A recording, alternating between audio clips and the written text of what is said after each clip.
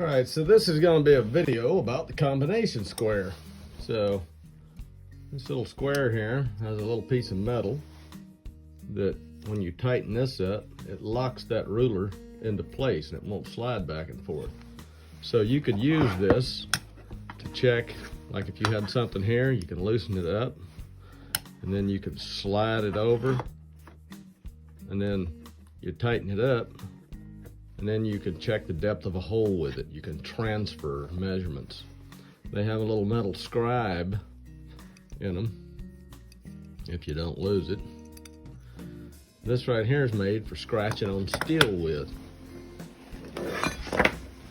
So if I wanted to do some layout work on a piece of metal and I wanted to make sure it was cut or something, say I wanted to transfer that measurement on there, I can hold that up there and I can scribe it like that. You can also take, and you can see how it put a scratch on there. So you can also take, of course, you could square up a piece of square tubing or something like that, hold your square on there and mark it, and then you can transfer that to the other side so you can cut it square all the way across. You could also take it and you can hold this against that and you can drag down a piece of metal and mark off a long straight edge with it. In addition to that, if you wanted to cut a 45-degree angle in something, you could butt that board up to it and you could mark your 45, which this ink pen doesn't mark really good, but you can mark your 45-degree angle, cut something off like that. Of course, turn around and you could also mark your square off there.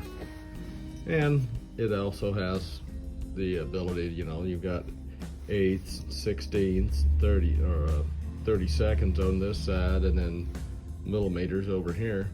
And you have a spirit level, and they call this a spirit level because alcohol, you know, spirits or whatever, it's alcohol in here with some coloring and a bubble. So if you get the bubble right in between the two lines, it'll be, you can tell the surface is level.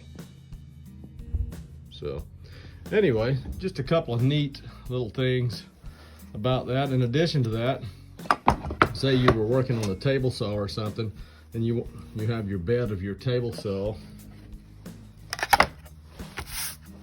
like this, and you bring your blade up.